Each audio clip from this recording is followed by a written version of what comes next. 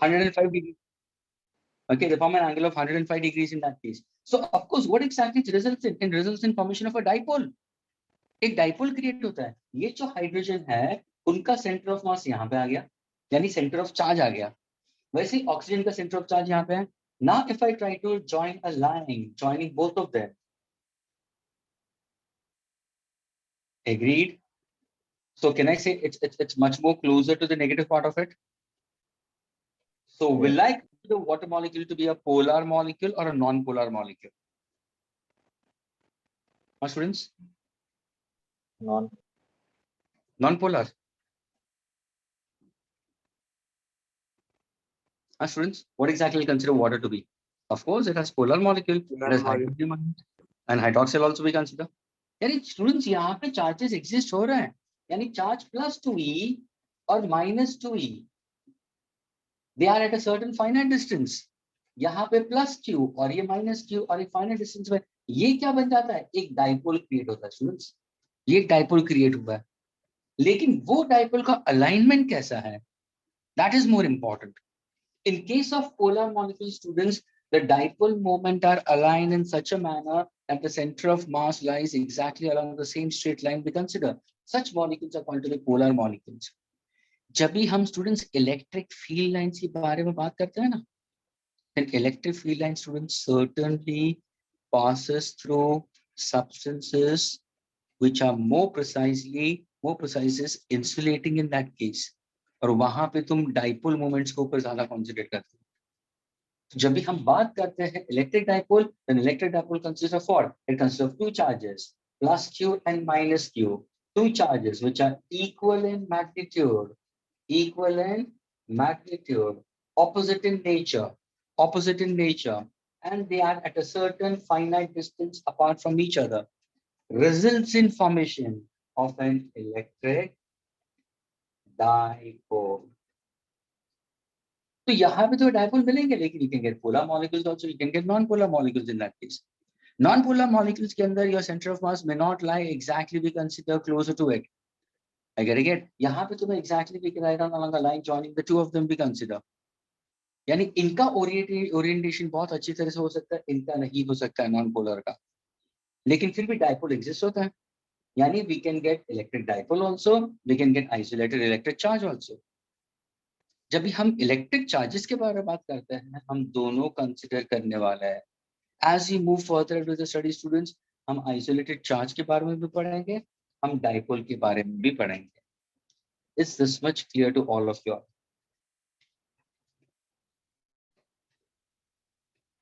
Students, is it clear to all of you all? Pardon? Can you explain about the protium atom? Protium students, protium is the first element of the in the hydrogen atom. Students, सबसे पहला element.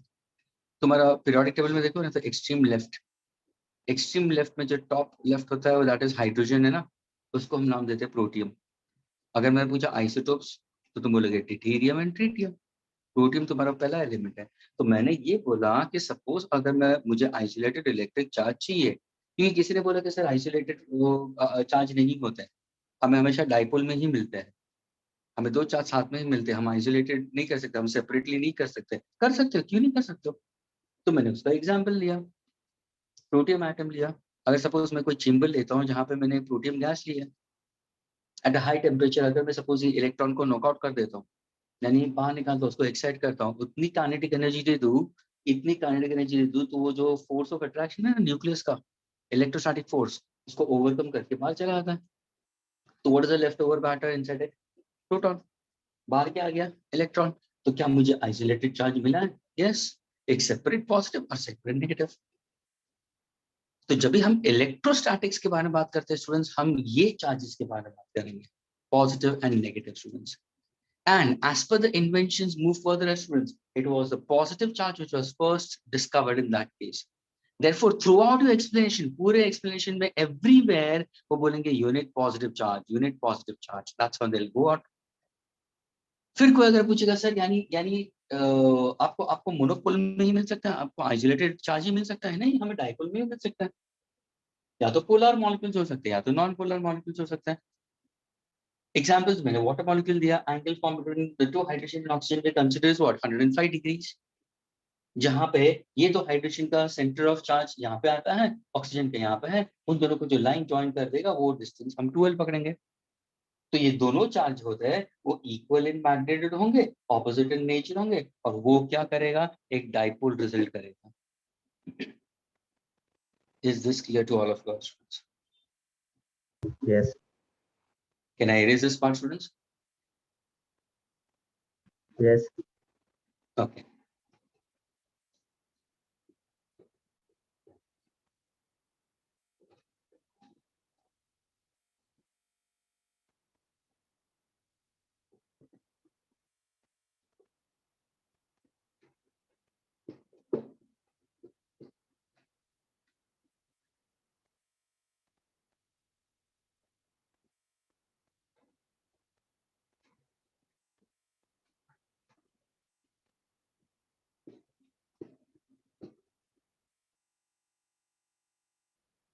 okay students, so the two kinds of charges what we consider is proton,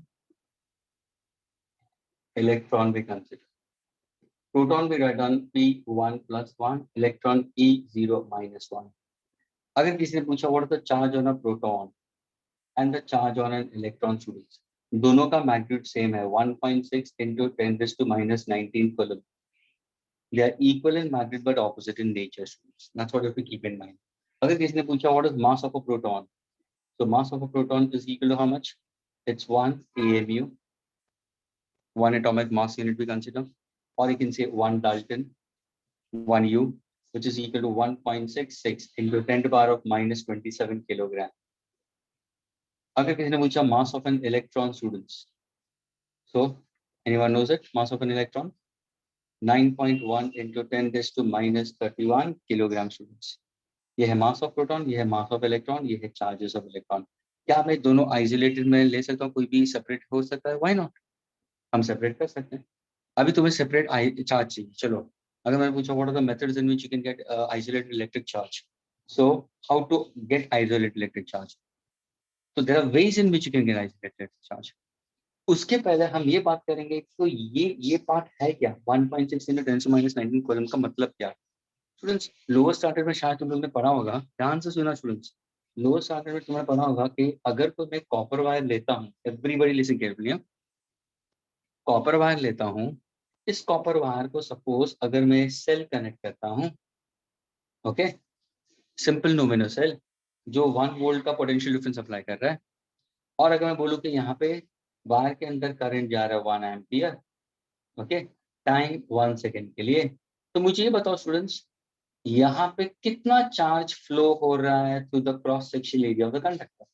ये तुम्हारा copper wire है, कुछ पता है तुम्हें? 10th standard का एक सिंपल क्वेश्चन में पूछ रहा हूँ, अगर पोटेंशियल डिफरेंस 1 वोल्ट है, करंट 1 एम्पियर है, टाइम 1 सेकेंड किया है, तो ये कॉपर वायर के अंदर कितने चार्ज फ्लो होंगे? That means what is the charge flowing through it? क्या आंसर दोगे? तो स्टूडेंट हुज वाइज एंड थोड़ा सा भी सेंसिबल होगा वो सिंपल बोलेगा सर सिंपल है, I is equal to Q upon T, हम लोग ने पढ़ा है, चार्ज 1 कूलम, कितना 1 कूलम, Yes. 1 कूलम का चार्ज फ्लो होगा। नाउ मेरा क्वेश्चन तुम्हें ये स्टूडेंट्स, हाउ मेनी इलेक्ट्रॉन्स, ध्यान से सुनना अभी, how many electrons have a total charge of 1 coulomb? Can you give an answer for this? How many electrons will have a total charge of 1 coulomb? तो क्या बोलोगे? Can you give an answer for this? How many electrons can have a total charge of 1 coulomb? तुरंत कोई बोलेगा sir एक electron को charge इतना होता है, सिंपल है, एक इलेक्ट्रॉन को इतना चार्ज होता है, एक कूलम में कितना होगा, यानी अगर एक चॉकलेट का कॉस्ट कितना है तो इसमें कितना होगा, आंसर तुम्हें मिलेगा 6.25 into 10⁻80। स्टूडेंट्स ये वाली तुम लोगों ने पढ़ी हुई है। इतने इलेक्ट्रॉन्स मिला के स्टूडेंट्स जब वो ट्रांजिट करते हैं, ध्यान से सुना स्टूडेंट्स, इलेक्ट्रॉन यहाँ से यहाँ पे पास होते हैं students, electron negative to positive जाते हैं, हमारा करंट, हम अगर तुमने पढ़ा होगा करंट का डायरेक्शन ये है, ये है कन्वेंशनल फ्लो और ये एक्चुअल फ्लो, ये इलेक्ट्रॉनिक फ्लो और ये कन्वेंशनल फ्लो का डायरेक्ट। इलेक्ट्रॉन कहां से कहां जाता है, नेगेटिव टू पॉजिटिव। अभी मुझे ये बताओ 6.25 इंटू 10⁻18 इलेक्ट्रॉन जाते हैं और वो टोटल चार्ज 1 कूलम है, तो ये जो एनर्जी होती है ना वो है क्या, ध्यान से सुना।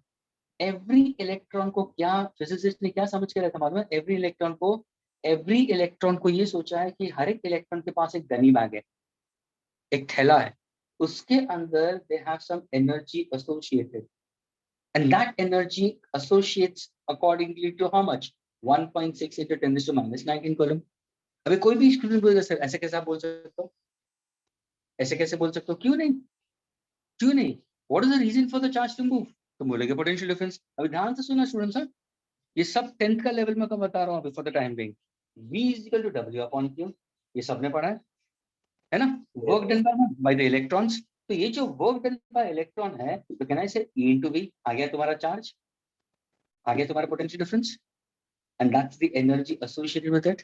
तो ये एनर्जी जो इलेक्ट्रॉन के अंदर स्टोर होती है वो किसकी वजह से है, because of the charge present into it. How much is the charge present into each electron, 1.6 into 10⁻19 coulomb. क्या ये चार्ज को तुम एनर्जी में कन्वर्ट कर सकते हो, क्यों नहीं, क्यों नहीं कर सकते हो, जब ये work is equal to EV है, work is equal to EV है and E is equal to H nu है, ये पढ़ा हुआ तुम लोगों ने केमिस्ट्री में। जब ये work done is equal to EV है and work done is equal to energy और E is equal to H nu, can I say EV is also equal to H nu, yes, तभी जाके तुम्हें relation मिलता है, momentum मिलेगा, velocity मिलेगा, सब कुछ मिलेगा। तो ये एनर्जी के हिसाब से जा रहा है स्टूडेंट्स। तो बहुत सारे स्टूडेंट्स ये बोलते हैं कि करंट के अंदर एनर्जी किसकी वजह से है, तो of course flow of electrons. तो क्या इलेक्ट्रॉन्स के अंदर एनर्जी है, हाँ एनर्जी है। हर एक इलेक्ट्रॉन का एक बंडल ऑफ चार्ज होता है जिसको हम बोलते हैं quantum we consider, a quantum we consider energy packets, and that is H nu, H nu we consider, and that energy is because of what, the work done, and work done is equal to EV. So can I write EV is also equal to h nu, yes, and you can write it in terms of what, C by lambda। यही concept अगर तुम्हारा, यही concept अगर suppose मैं tubelight में fix कर दूं, student ध्यान से देखना, अगर मैं ट्यूबलाइट के अंदर फिक्स कर दूं और ट्यूबलाइट को अगर मैंने सपोज कनेक्ट कर दिया पॉजिटिव नेगेटिव, क्या लाइट आती है, आती है ना, क्यों नहीं आती है स्टूडेंट्स। यहाँ पे क्या होता है, ट्यूबलाइट में होता क्या है, क्या वायर है अंदर, नहीं सर वायर नहीं है, अंदर क्या है, गैस है, होता क्या है सर, सिंपल, जब भी आप इन दोनों के बीच में पोटेंशियल डिफरेंस ज्यादा बढ़ा देते हो, ज्यादा बढ़ा देते हो, तो एटम्स एटम्स जंप करना शुरू करते हैं, एटम्स जंप करना शुरू करते हैं, कहां से कहां पे, from higher energy level to lower energy level. जितने एटम्स एक्साइटेड होते जंप करेंगे, they will start radiating energy, and that is H2। तभी जाके बोला जाता है कि अगर एटम जंप करते हैं तो इनडायरेक्टली कौन जंप कर रहा है, इलेक्ट्रॉन जंप कर रहा है। तो हुआ ना ट्रांजिशन ऑफ इलेक्ट्रॉन्स, हुआ ना ट्रांजिशन ऑफ इलेक्ट्रॉन्स, इलेक्ट्रॉन्स कहां से कहां जंप कर रहा है, high energy level to lower energy level. Is it radiating some energy, yes, what is the radiant energy, H nu। What is the reason for this energy, hello students, what is the reason for the energy, because of the potential difference applied between the two ends. Because of this potential difference, are these particular electrons are performing work? Yes. क्या ये connect हुआ students? Is this Yes. part clear with you all? Yes. So what am I trying to say, student? सबसे पहले we are trying to speak about electrostatics का मतलब we are trying to learn about electric charges at rest. A branch of physics which deals with properties associated with electric charges at rest is called as electrostatics. अभी तुम बोलोगे sir कौन से properties?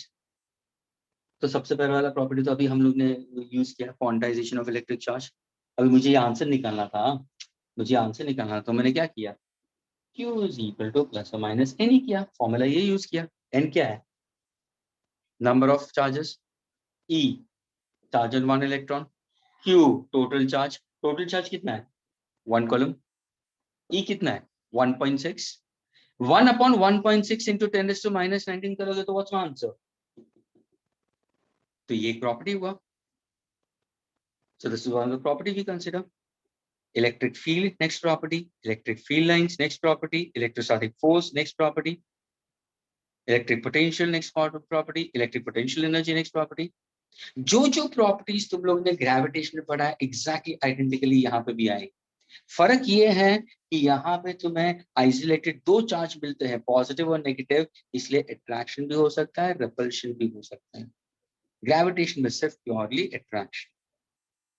So first I told you about electrostatics, then I told you there are two kinds of charges, proton and electron. Charge on proton and electron, both of them are equal in magnitude, opposite in nature. Mass of a proton is given to you, mass of an electron is given to you. Every electron has some energy stored into it in form of bundle. Okay, that's called as energy packets we consider. Are you getting it? So can I say this charge 1.6 into 10 to the minus 19, can I consider in form of energy? Why not? I can say the work done by the electrons can be considered in terms of h nu. यहाँ पे भी हो सकता है, as well as यहाँ पे we can consider. EV is equal to hc by lambda I can consider. How many electrons will have a total charge of 1 coulomb? 6.25 into 10 raised to 18 electrons. Is this clear to all of you all?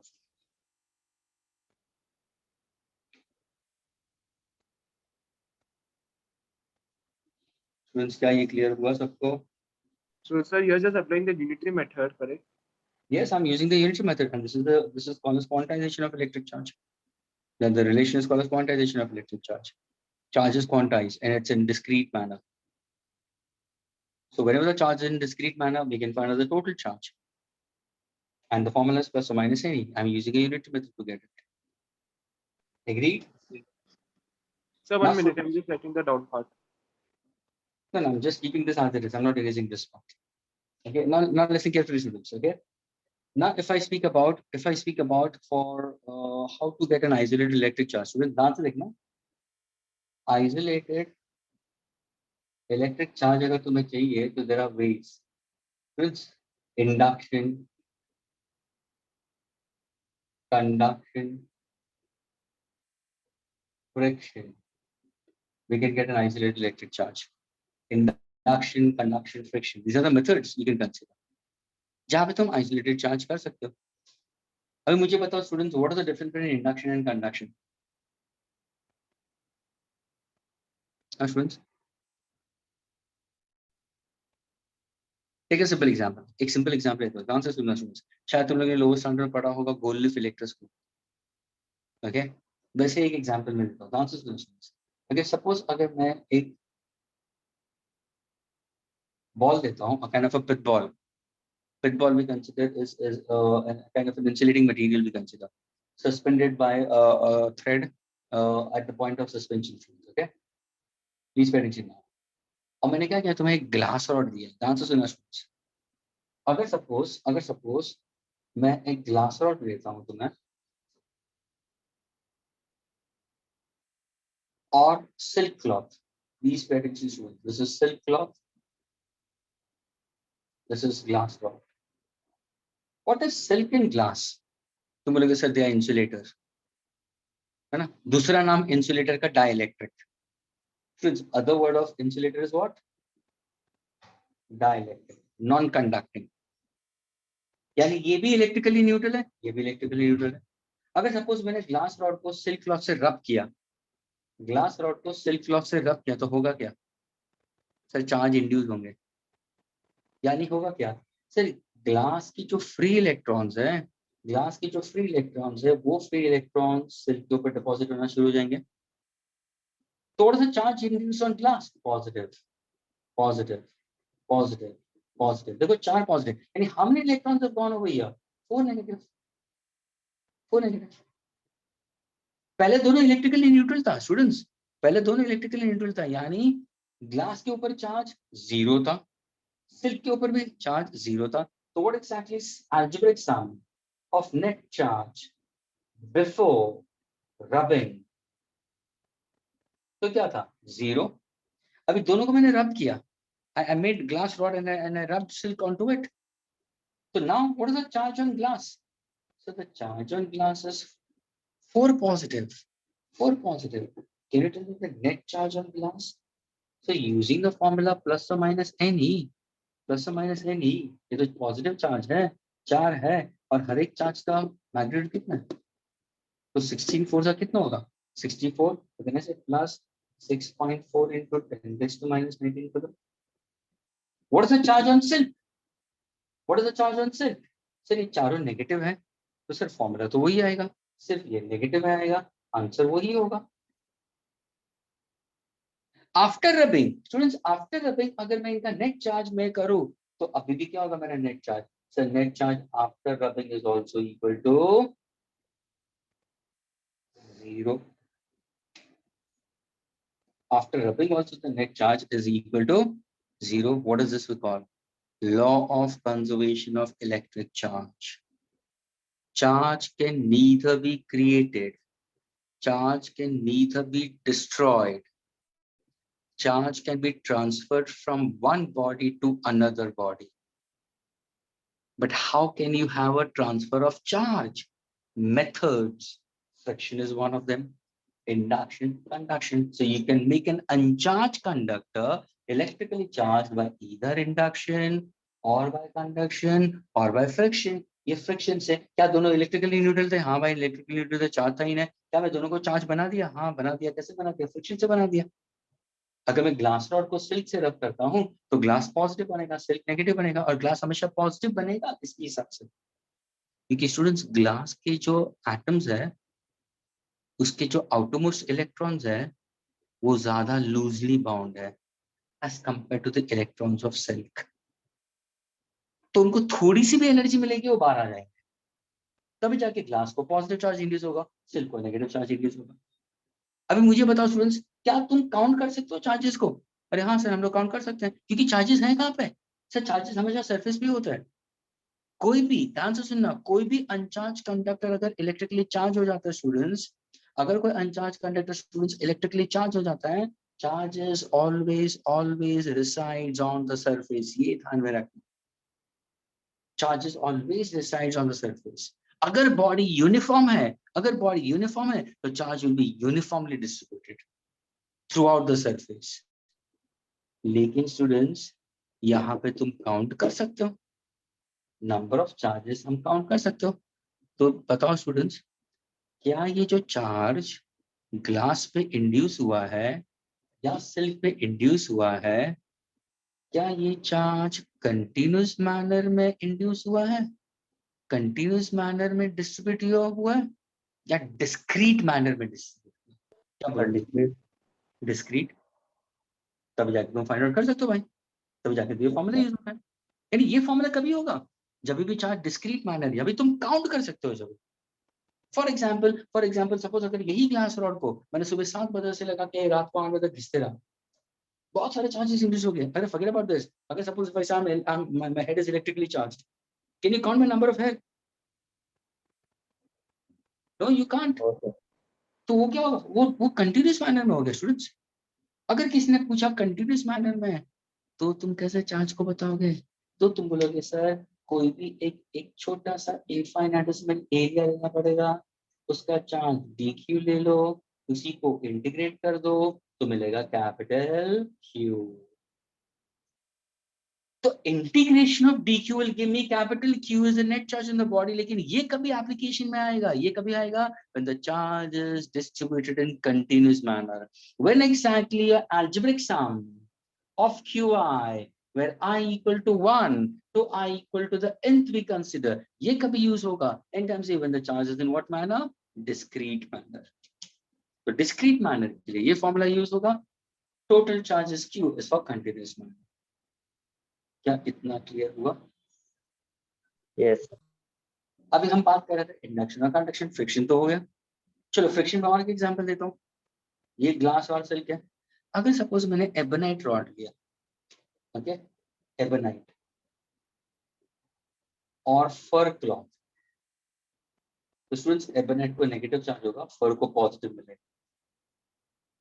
When ebonite rod is rubbed with fur we consider, then the charge on ebonite is negative, the charge on fur we consider is positive। This is how we can induce charge। लेकिन कौन सा है ये, किसकी वजह से, friction, heat energy की वजह से।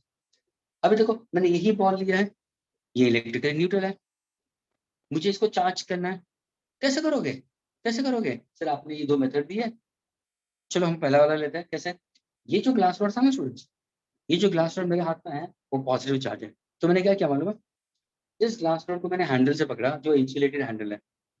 अगर बाई चांस में, अगर सपोज ये इंसुलेशन नहीं होता और मैं ये ग्लास रॉड को पकड़ लेता, तो मेरे बॉडी के अंदर से जो ग्राउंड से इलेक्ट्रॉन्स आते हैं वो इसको न्यूट्रलाइज कर देते हैं।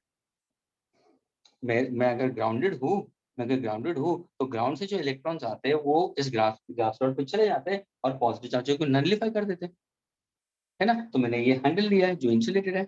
अभी ध्यान से सुनना स्टूडेंट्स, अगर ऐसा कोई ग्लास रॉड तुम इस पिटबॉल के पास में लेके आए और ये पॉजिटिवली चार्ज है स्टूडेंट्स, तो can you tell what is the charge induce over here? Negative. Negative, यानी होगा क्या, ध्यान से सुनना students. why negative? What's the reason? What's going to happen? So attraction.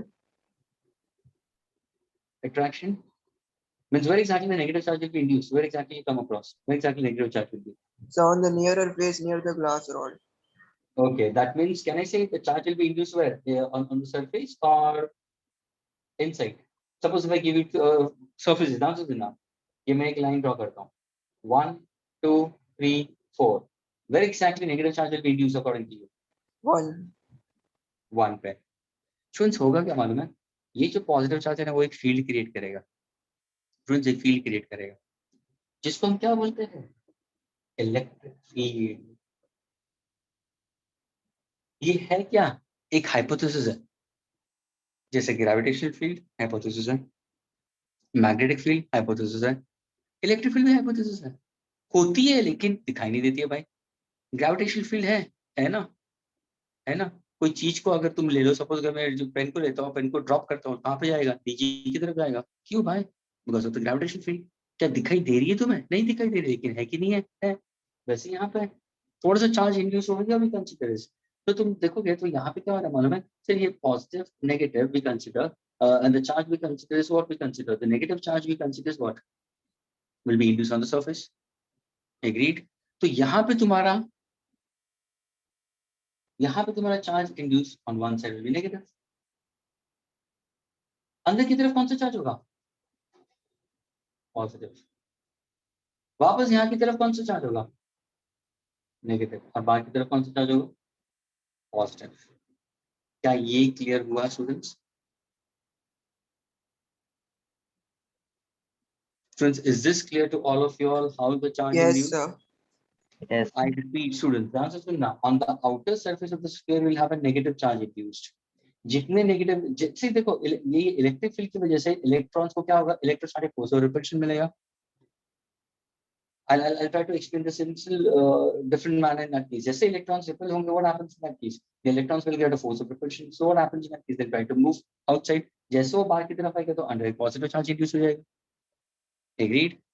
तो यहाँ के electrons will try to influence this, क्योंकि इनके दोनों में के बीच में एक फील्ड होगी, तो बाहर एक पॉजिटिव चार्ज इंड्यूस होगा। लेकिन am I making an uncharged conductor electrically charged? Yes, मैंने एक uncharged conductor को electrically charged बना दिया। लेकिन ये कैसे हुआ है, इंडक्शन। क्या इनके बीच में फिजिकल कांटेक्ट था? क्या ये ग्लास रॉड को मैंने कांटेक्ट में लाया? नहीं। यानी अगर कोई चीज को तुम, ध्यान से सुनना, कोई चीज को तुम अनचार्ज कंडक्टर को तुम इलेक्ट्रिकली चार्ज करते हो विदाउट फिजिकल कांटेक्ट, उसको हम बोलते हैं इंडक्शन, विदाउट फिजिकल कांटेक्ट। अगर बाय चांस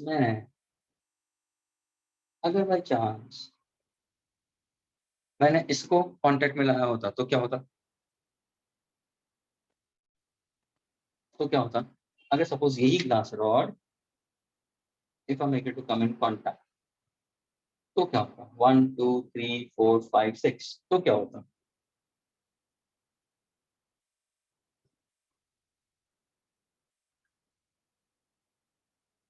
तो तुम बोलते सर अगर फिजिकल कांटेक्ट है तो कुछ इलेक्ट्रॉन्स ये जो स्फीयर के हैं वो पॉजिटिव चार्ज नलिफाई कर देता।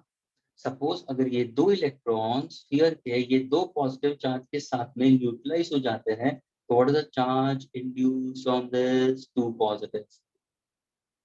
लिसन केयरफुली, दो पॉजिटिव। अगर तीन इलेक्ट्रॉन वहां पे चले गए तो ये चार्ज चला जाएगा, तो यहाँ पे भी तीन। उसके बाद में इन दोनों के बीच में क्या फोर्स आएगा, फोर्स ऑफ रिपल्शन आता है। फोर्स ऑफ क्या आएगा, रिपल्शन आता है स्टूडेंट्स। यानी when I make a positively charged conductor and bring it in contact by conduction, will it have charge induced opposite or same charge is induced, ये ध्यान में रखना। लेकिन अगर मैं फिजिकल कांटेक्ट नहीं हूं और पॉजिटिव चार्ज को मैं नजदीक लेके आता तो थोड़ा सा charge induce on to it, negative. क्या ये क्लियर हुआ स्टूडेंट्स? Yes. आई रिपीट, मैंने क्या बोला, ध्यान से सुनना। अगर ये ग्लास रॉड फिजिकल कांटेक्ट में नहीं है और ये ग्लास रॉड पॉजिटिवली चार्ज है, then the charge induced on the body which is not in physical contact will be always opposite in nature. अगर ये पॉजिटिव है यहाँ पे नेगेटिव होगा, ये नेगेटिव है यहाँ पे पॉजिटिव होगा। लेकिन if I try to touch or if I make the body the electrically charged object to come in contact with it, then what happens? Transfer of charges takes place, redistribution of charge हो जाता है। तुरंत इसके ऊपर students problem डाल देते हैं। Simple example, ध्यान से देखना। एक स्फीयर लिया मैंने, ध्यान से सुना, एक स्फीयर लिया मैंने 12 microcoulomb, charges charge sphere of 12 microcoulomb having positive charge. Charges कहां पर रिसेट होते हैं भाई? सरफेस के ऊपर है ना। दूसरा 20 माइक्रोकूलम पॉजिटिव, ओके। दोनों को मैंने फिजिकल कांटेक्ट में रख दिया। What's going to happen? Will they attract, will they repel? तो तुरंत तुम्हारा आंसर क्या होगा? सर ये 20, ध्यान से सुना, ये 20 है, ये 12 है। क्या दोनों पॉजिटिव है? दोनों पॉजिटिव है, फिजिकल कांटेक्ट में हुआ। Yes. तो कहने से तीन charges will be induced in that case. Total charge कितना होगा? 20 + 12 कितना होगा? 32। एग्रीड? एग्रीड? डिवाइड बाय 2 कितना होगा? 16। What is the charge induced on each of them? 16 microcoulomb, 16 microcoulomb. Will they have a force of attraction और repulsion? Repulsion. Students को समझ में आ रहा है क्या बोला मैंने? Yes. अगर सपोज मैंने इसको -20 दिया होता, ये एमसीक्यूज है स्टूडेंट्स, अगर मैंने इसको -20 दिया था तो क्या होता आंसर? तो बोलो सर एक पॉजिटिव है एक नेगेटिव है, आपने फिजिकल कांटेक्ट में डाल दिया। By attraction. हाँ तो अभी देखो इन दोनों का एडिशन कितना होगा? सब प्लस, ध्यान से सुनना, +12 -20 का आंसर कितना होगा? -10। सिंस ये दोनों ऑब्जेक्ट यूनिफॉर्म है स्टूडेंट्स, दोनों का रेडियस सेम है, चार्ज डिस्ट्रीब्यूशन सेम होगा, डिवाइड बाय 2 कर। क्या आंसर आया? -5। वो -5 इक्वली डिस्ट्रीब्यूट होगा in both the cases. Then also there will be a force of repulsion in that case. Are you getting it? What is the charge it is on each of them? Will it be positive or negative? Negative. क्या ये clear हुआ सबको? Yes. All the students inside this group, please, everyone. Yes, sir. Okay. Deep, what about you? Yes, sir. Understood. And yesterday what happened? तो जो चला गया था last question के पहले। सर वो मेरा डेटा पैक एग्जॉस्ट हो गया था इसलिए बंद करना। अच्छा, लेकिन वो फिर लास्ट प्रॉब्लम फिर सॉल्व हुआ तेरे से? तू प्रॉब्लम के टाइम पे था कि नहीं था? एनुअल रिंग वाला। सर सॉल्व नहीं हुआ था लेकिन वो सॉल्यूशन देख ली। अच्छा, सोल्यूशन देख लिया गया, लेकिन समझ में आया फिर? Yes sir. Okay, fine. Can I erase the students? Yes. Okay. Sir, one.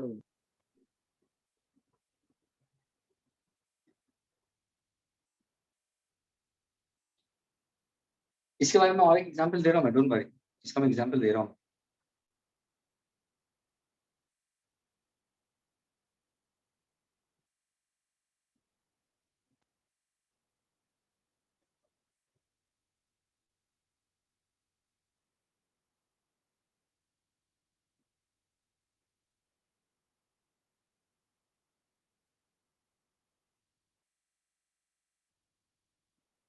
So students, up till now what exactly you have come across? सबसे पहले हम ये बात करेंगे इलेक्ट्रोस्टैटिक्स का मतलब क्या, branch of physics deals with electric charges at rest.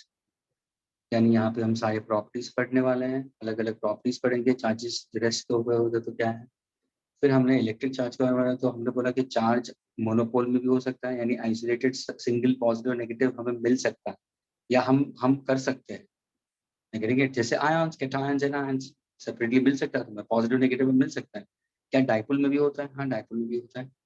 Polar molecules, non polar molecules, two ways of it we can consider, लेकिन डाइपोल में भी एग्जिस्ट होते हैं। फ्री चार्ज के अंदर हम प्रोटॉन्स और इलेक्ट्रॉन्स के बारे में गए, दोनों का मैग्नीट्यूड दे दिया, दोनों का मास दे दिया मैंने, एग्रीड। फिर मैंने बोला कि क्वांटाइजेशन ऑफ इलेक्ट्रिक चार्ज का मतलब क्या है, यानी अगर चार्ज किसी ऑब्जेक्ट के ऊपर डिस्क्रीट मैनर में डिस्ट्रीब्यूट हुआ है तो टोटल चार्ज फाइंड आउट करने के लिए प्लस और माइनस से नहीं करते हैं, अलजेब्रिक समझ आएगा, हम काउंट कर सकते हैं।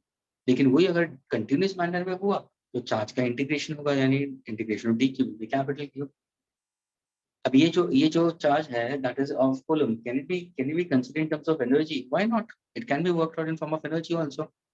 जैसे कि V is W upon Q, तो W इज इक्वल टू ये क्या है, charge Q, EV 1.6 into 10⁻19 coulomb into 1 volt.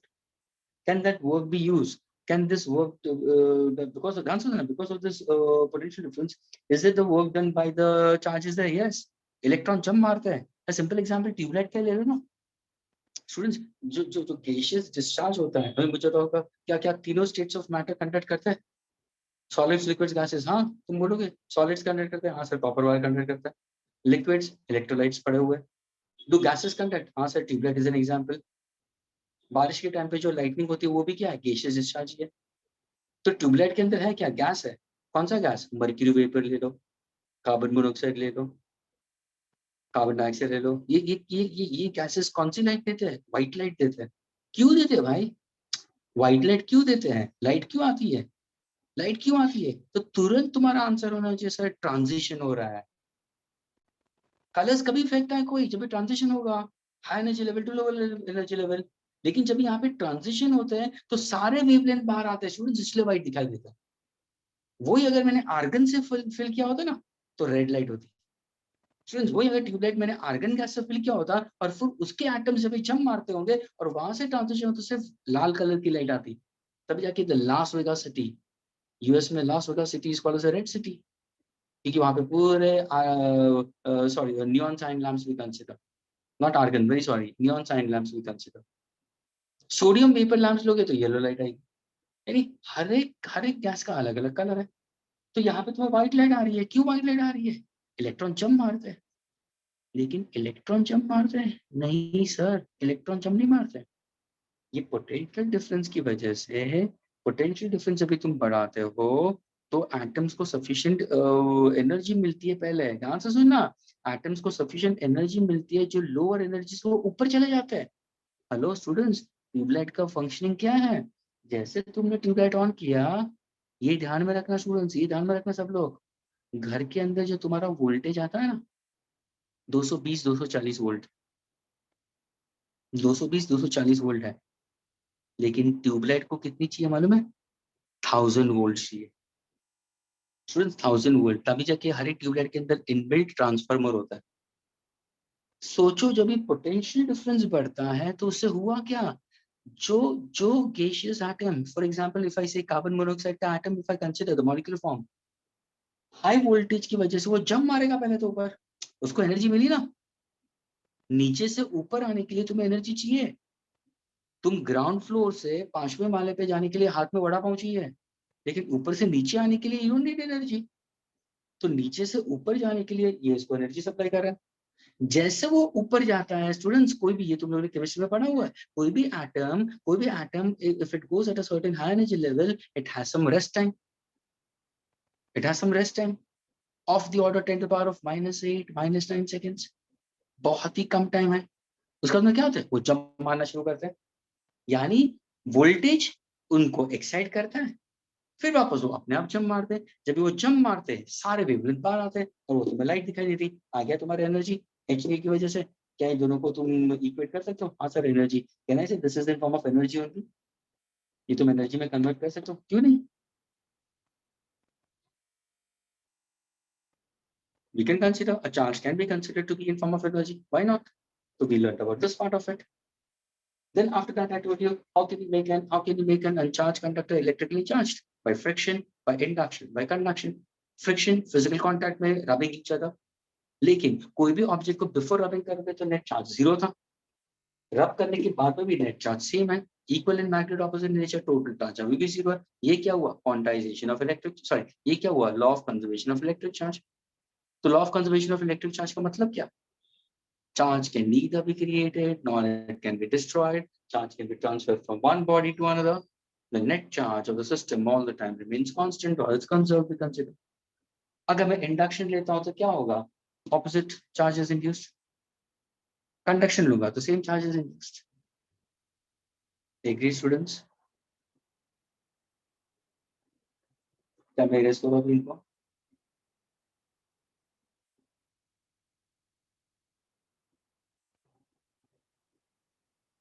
Students erase करो.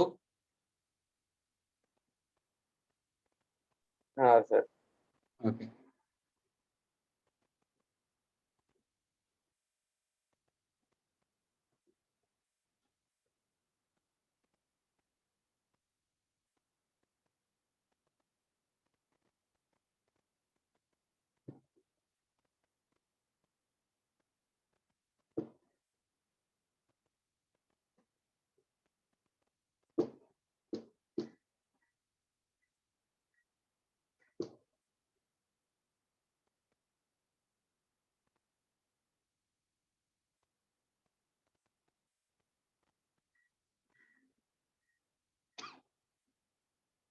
Okay, students. Well, let me put forward in this manner. Okay. Suppose if in case if I happen to go for to understand once again we're speaking about induction itself only, okay, without any physical contact. Again, uske pehle I'll try to speak about distribution of charge. Okay. Distribution of charge.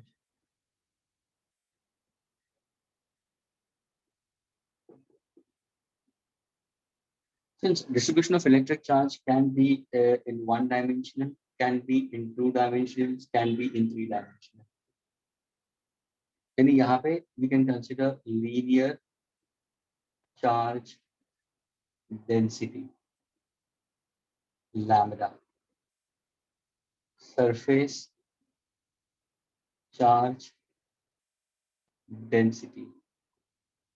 We consider that is sigma, and volume charge density, that is rho.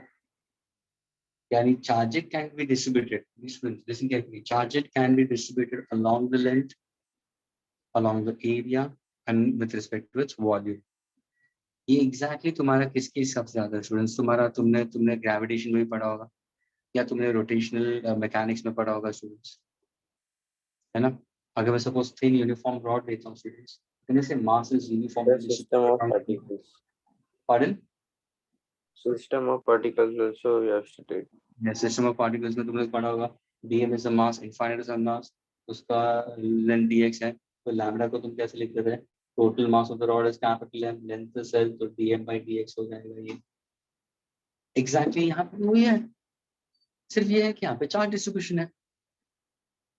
Lambda is equal to dq by dl, infinitesimal charge on an infinitesimal length. इसका unit क्या होगा? Coulomb meter inverse. This is called as linear charge density. Example, simple example.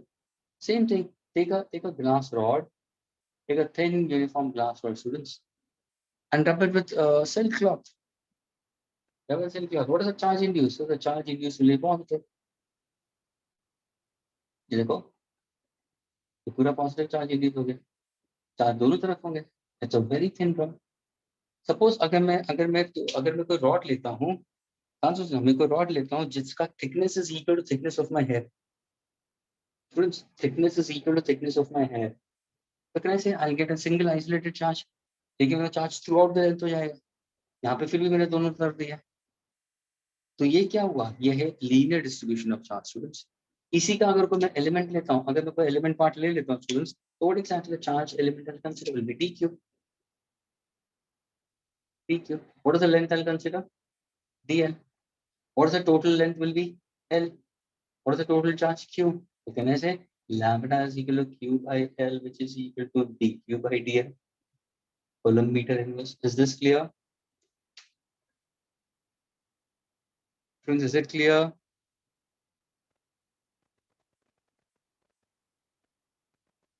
Yes, sir. वैसे surface charge density के लिए क्या करोगे तुम? surface area. For example, if you go for a hollow cylinder, वही ले लो तुम ग्लास स्फीयर ले लो लेकिन हॉलो रखो और फिर उस सरफेस को रब करो तो what exactly charge induce the charge induce on the surface this is the radius capital R.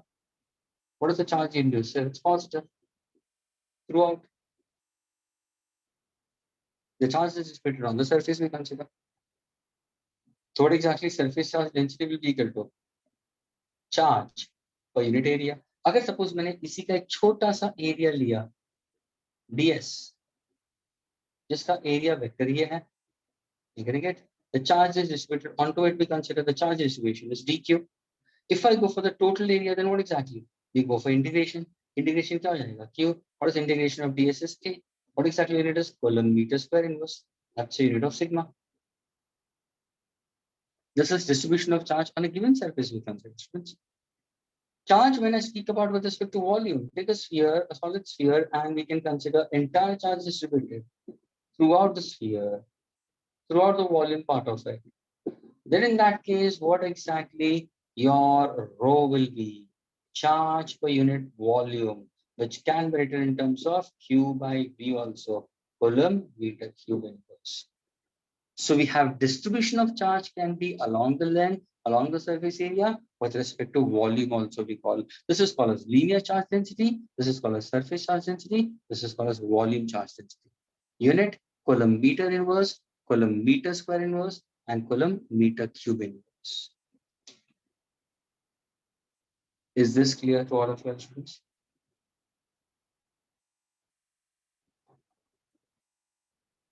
Students, is the distribution of charge clear to all of you? Yes, sir. The answer is no, students. Please pay attention now.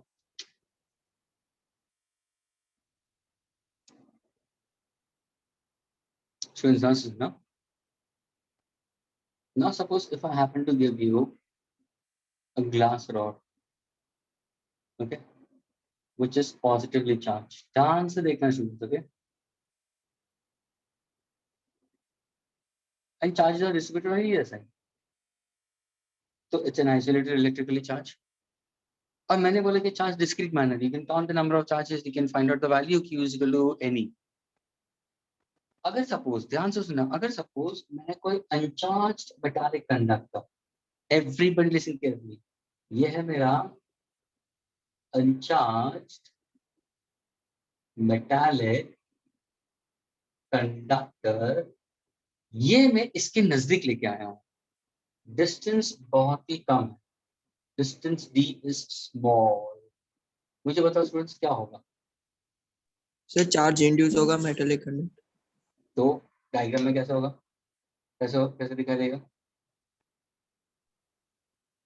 Sir negative charge will be on the near reference. होगा क्या? होगा क्या? Sir ये जो positive charge, ध्यान से सुना, ये जो पॉजिटिव चार्ज है ना वो अपना एक फील्ड क्रिएट करेगा स्टूडेंट्स. ये अपना एक फील्ड क्रिएट करेगा. ये जो मेटल रॉड है स्टूडेंट्स, ये जो मेटल रॉड है वो उसके फील्ड में आ गया है क्योंकि आपने डिस्टेंस बहुत ही छोटा ना कहा. तो उसकी वजह से होगा क्या? यहाँ की जो मेटल इलेक्ट्रॉन्स के अंदर जो फ्री इलेक्ट्रॉन्स है ना वो एक्साइट होना शुरू हो जाएंगे. वो चाहेंगे बाहर आना. हेलो स्टूडेंट्स, वो चाहेंगे बाहर आना. अगर सपोज ध्यान से देखना, ध्यान से देखना स्टूडेंट्स.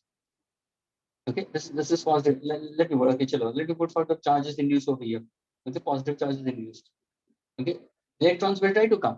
लेकिन अगर सपोज मैंने इसका पॉजिटिव चार्ज थोड़ा सा और इंड्यूस कर दिया स्टूडेंट्स, और इंड्यूस कर दिया, तो can I say sufficient energy will get to the electrons of this rod. तो सारे इलेक्ट्रॉन्स बाहर आ जाएंगे, यानी सुपरफिशियल हो जाएंगे. इलेक्ट्रॉन्स मूव नहीं करेंगे स्टूडेंट्स, मूव नहीं करेंगे. They will come on the surface because charges always reside on the surface.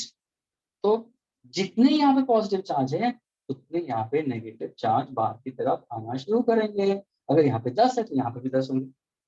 अभी तुम पूछोगे सर ये चार्जेस मूव क्यों नहीं कर रहे हैं? क्यों नहीं मूव कर रहे हैं?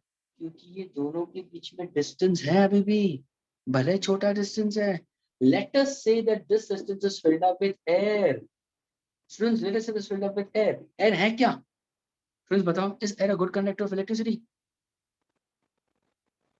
or a bad conductor? Students, is air a good conductor or a bad conductor? तो क्या बोलोगे?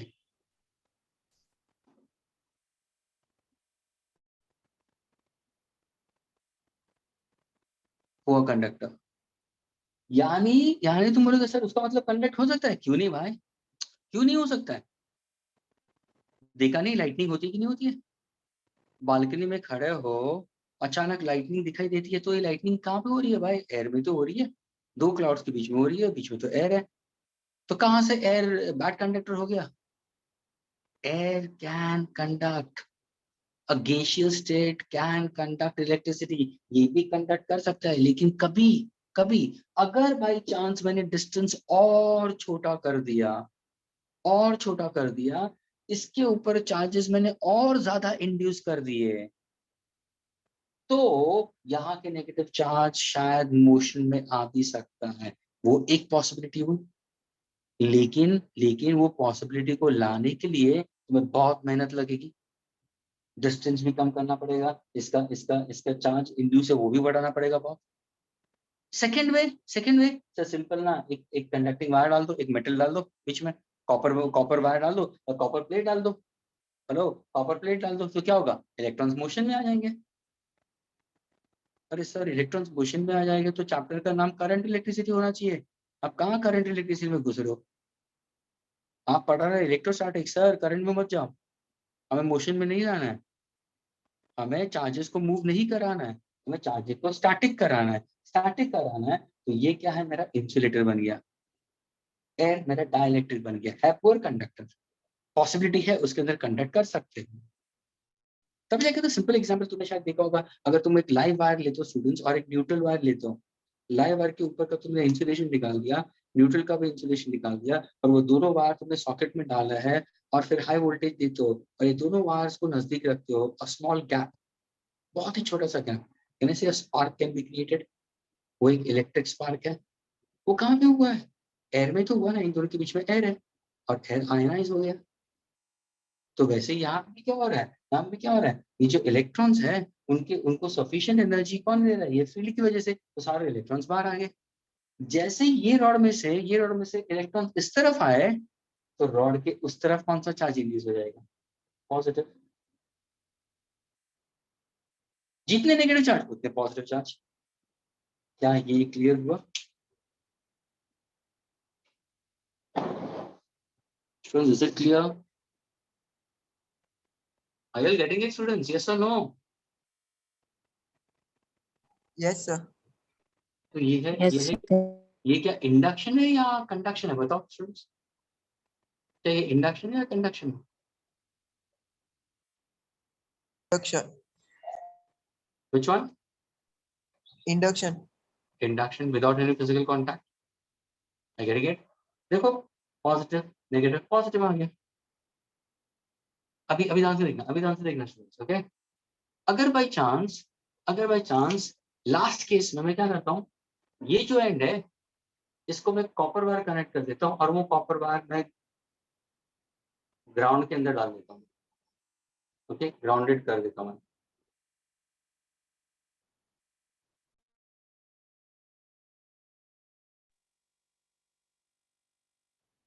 So if I take the copper wire and if I ground it, तो क्या होगा?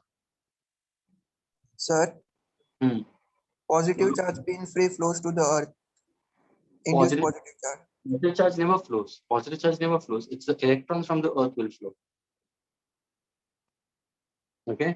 यहाँ से जो इलेक्ट्रॉन्स है ना स्टूडेंट्स, इलेक्ट्रॉन्स जो ग्राउंड में होते हैं वो ये कॉपर वायर में मूव करना शुरू करेंगे स्टूडेंट्स, और वो जाके इनको न्यूट्रलाइज करेंगे।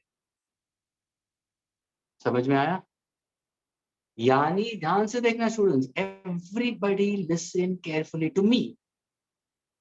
अगर कोई स्टूडेंट्स थोड़ा सा और ज्यादा सोचेगा, वो ये बोलेगा सर उसका मतलब ये हुआ कि पहले तो आपने ग्लास रॉड लिया, यहाँ पे पॉजिटिव यहाँ पे पॉजिटिव, यानी सर टोटल चार्ज इंड्यूस क्यों था, और उसके अंदर कुछ कैपेसिटेंस था, उसका कुछ कैपेबिलिटी था होल्ड करने का चार्जेस।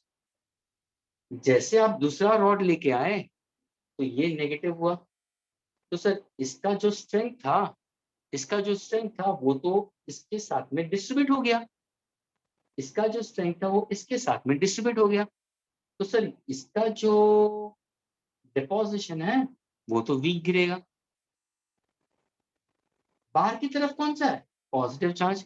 ये क्या करेगा? ये इसको सपोर्ट करेगा। लेकिन किसका डिस्टेंस ज्यादा है? सर नेगेटिव चार्ज नजदीक है, पॉजिटिव चार्ज दूर है, तो इसका इन्फ्लुएंस ज्यादा होगा। फिर मैंने क्या किया? मैंने क्या किया? ये पॉजिटिव चार्ज को मैं खा गया। कैसे खा गया? ग्राउंडेड कर दिया। ग्राउंडेड कर दिया मैंने, तभी कौन सा चार्ज है? नेगेटिव चार्ज इंड्यूस अभी भी है, अभी भी नेगेटिव चार्ज इंड्यूस है। So can I say I'm still trying to reduce the strength of this positive charge? Yes, you try to still reduce the strength of this positive charge. How? Because this particular positive charge will certainly have a force of attraction towards the negative. So now if I say when I grounded, all those electrons will try to move. अगर तुमने grounded कर दिया ना students, ये जितने भी positive charge थे सारे चले जाएंगे, ये हर एक इलेक्ट्रॉन को न्यूट्रलाइज कर देगा।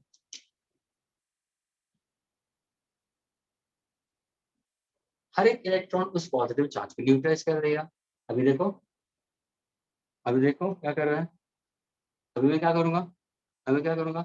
Now I'll try to remove this particular charge का अर्थिंग को मैं निकाल देता हूँ। मैं अर्थ कंडक्ट को मिल ही जाती है, यहाँ पे चार्ज तो आ गया। अगर सपोज मैंने निकाल दिया तो क्या यहाँ का नेगेटिव चार्ज इंड्यूस रहेगा? फिर will there be any negative charge induced still? Yes, there will be negative charge induced. There will be negative charge induced in that case. इसी को अगर मैं स्फीयर के हिसाब से देखूं तो वो भी सही है। ध्यान से देखो स्टूडेंट्स, ये वापस मैं ग्लास रॉड ले रहा हूँ। एवरीबॉडी इसी को हम स्फीयर के हिसाब से देखें तो और तुम्हें सही तरीके से पता चलेगा। स्टूडेंट्स ये पॉजिटिव है, agree? If I take a sphere, okay, closer to it, तो स्टूडेंट्स मुझे बताओ कौन सा चार्ज इंड्यूस होगा सरफेस के ऊपर? नेगेटिव। 1 2 3 4 5, 1 2 3 4 5। इस तरफ कौन सा चार्ज इंड्यूस होगा? क्या ये क्लियर हुआ? ऑपोजिट चार्ज इसके जैसा। हाँ स्टूडेंट्स, क्लियर हुआ? हाँ स्टूडेंट्स, Yes, sir. स्फीयर को डिवाइड करते दो पार्ट में। ओके, ये पार्ट ए है, ये पार्ट बी है। फिर मैं क्या करता हूँ? बी को ग्राउंड कर देता हूँ, इसके जैसे मैं ग्राउंड कर देता हूँ। जैसे मैंने ग्राउंड कर दिया तो क्या तुम्हें ये पॉजिटिव चार्ज मिलेगा? चलिए नेक्स्ट डायग्राम में दिखाता हूँ। नेक्स्ट डायग्राम में वापस मैंने यहाँ पे ये किया है, ये पॉजिटिव चार्ज है। 1 2 3 4 5, 1 2 3 4 5। This is A, this is B, 1 2 3 4 5। ना सपोज अगर मैं इसको अर्थिंग दे देता हूँ स्टूडेंट्स, मुझे ये बताओ स्टूडेंट्स, अर्थिंग दे देता हूँ तो क्या ये पॉजिटिव चार्ज अभी दिखाई देगा? यहाँ पे नहीं दिखाई देगा, इसके जैसे नहीं दिखाई देगा। अभी ये पहला स्टेप, ये सेकंड स्टेप। अभी थर्ड स्टेप में मैंने क्या किया मालूम है स्टूडेंट्स? थर्ड स्टेप में मैंने क्या किया मालूम है? अर्थिंग निकाल दिया। अभी मैं अर्थिंग निकाल देता तो मेरा डायग्राम कैसा होगा?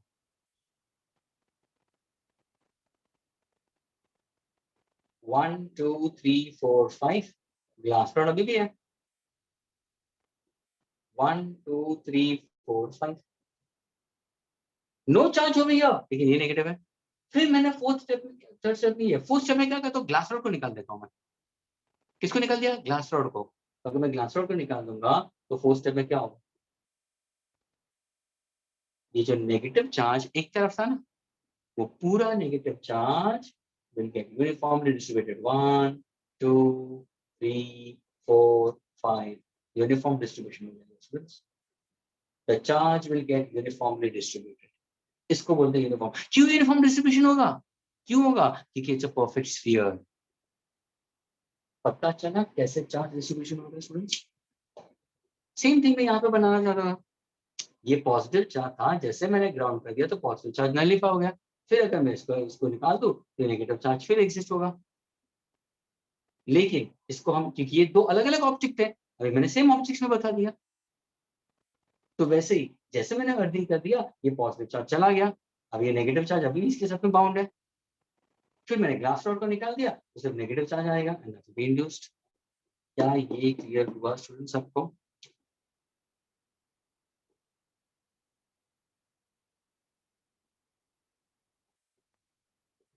Students are you getting it? Yes और नो? आया ना तो बोलो। Yes, sir. ये कौन सा मेथड है? Is it conduction or is it induction?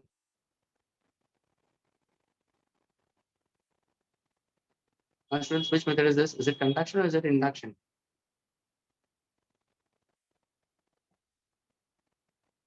Is it physical contact or there is no physical contact?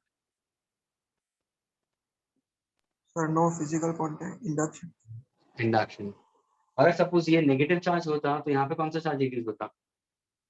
Positive. Positive. B की तरफ कौन सा होता? Negative. जब मैं ग्राउंडेड करता तो इलेक्ट्रॉन्स ग्राउंड से बी की तरफ जाते हैं या बी से ग्राउंड की तरफ जाते हैं? Sir, B से ground. और फिर टोटल चार्ज यहाँ पे पॉजिटिव होता, फिर मैं अगर ये रॉड को निकाल देता तो what is the charge increase हो गया? Sir, positive. पॉजिटिव. क्या वो काउंट कर सकते थे?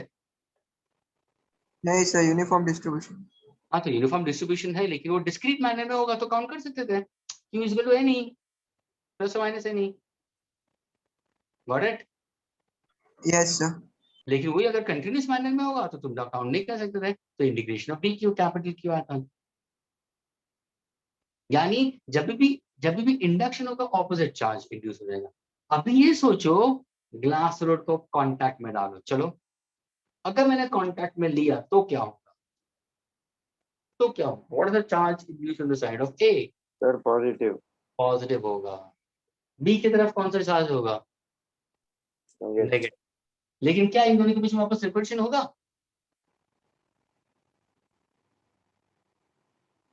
ये भी पॉजिटिव ये भी पॉजिटिव, दोनों के बीच में क्या होगा? There'll be an electrostatic force of repulsion. समझ में आया? Students, you can make an uncharged conductor electrically charged either by induction or by conduction or by friction. ये एक एग्जांपल है जहां पे मैंने स्ट्रेट रॉड लिया है. ये एग्जांपल दिया कि जहां पे मैंने सरफेस चार्ज डेंसिटी दिया है. The charge can be distributed along the length, it can be distributed along the area, it can be distributed along the volume. We consider linear charge density, surface charge density, volume charge density, dq by dl, dq by ds, dq by dv. We consider. Can I erase this now? Yes, sir. Sir, Erase करो students. एक minute. Okay.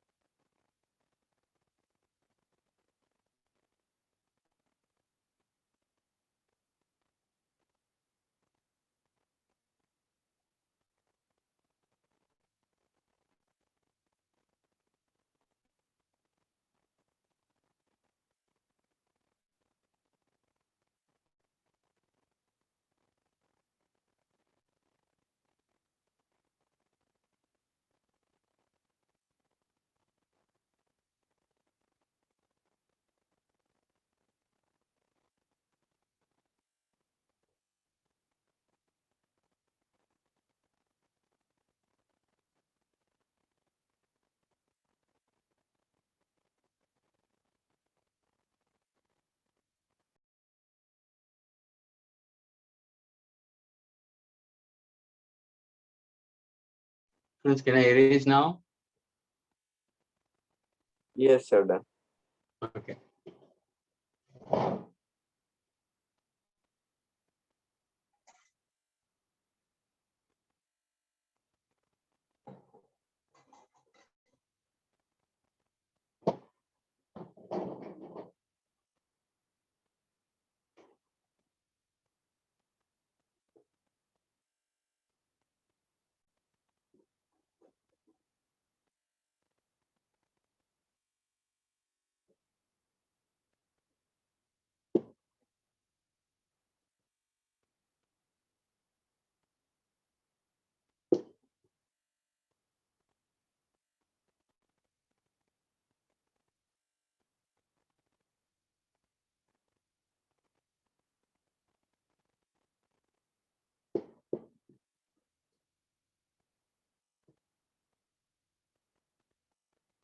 अभी जैसे क्या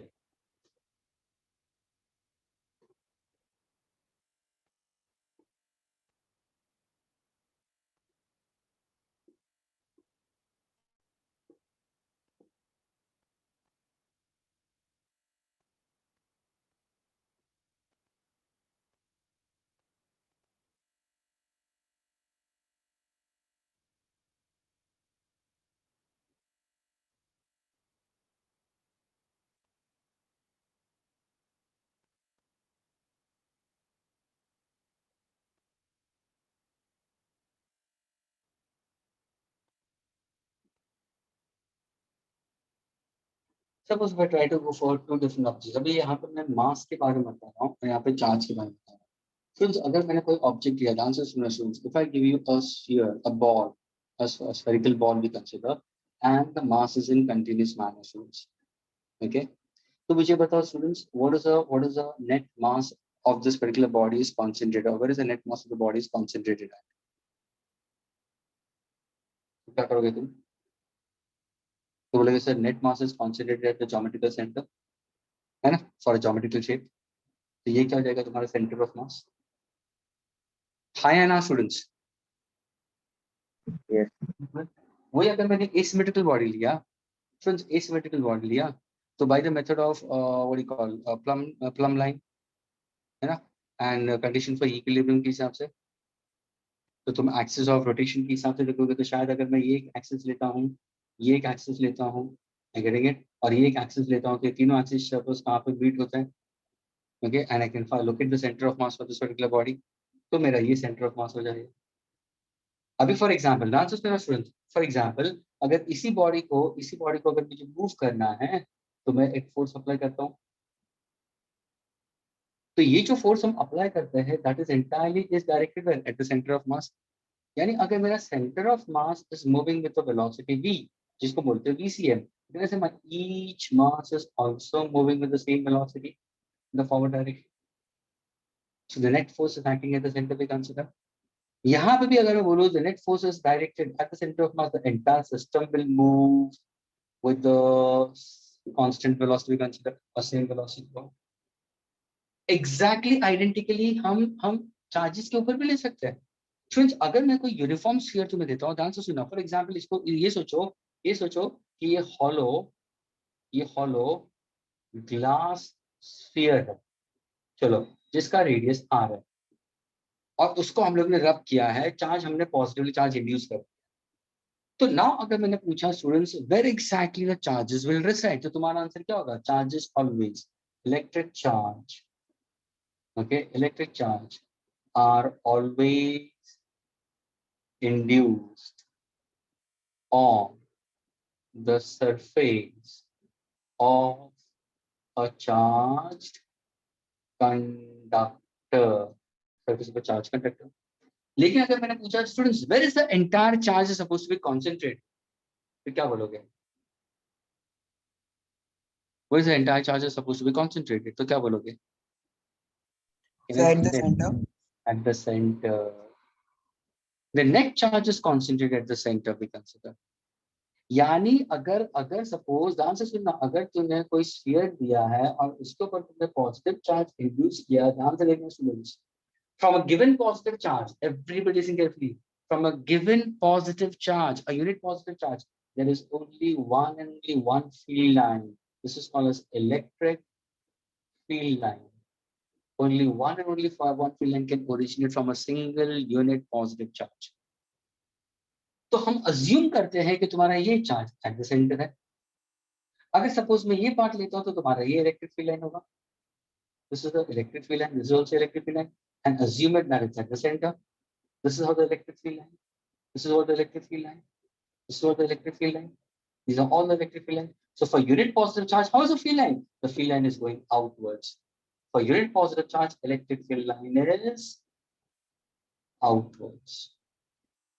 Assume क्या है? That means assumption is what? That is the originate from the surface, but we assume that the entire charge is supposed to be concentrated at the geometrical center।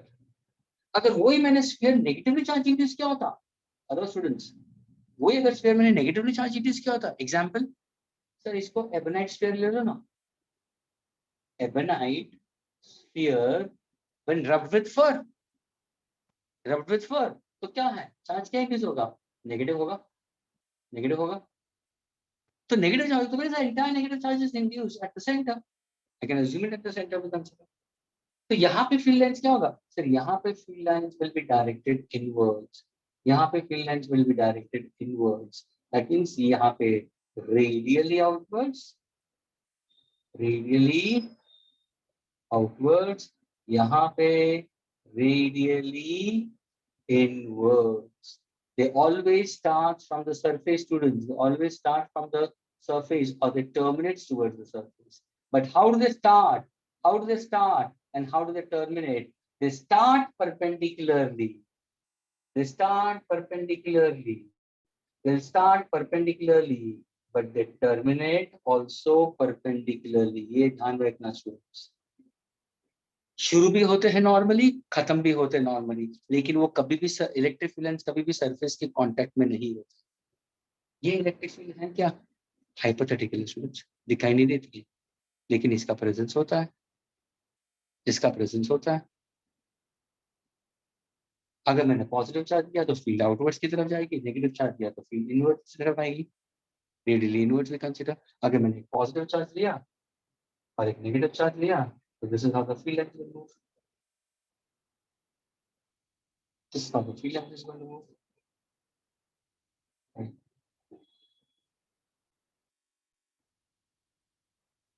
इस तरफ से आएगी,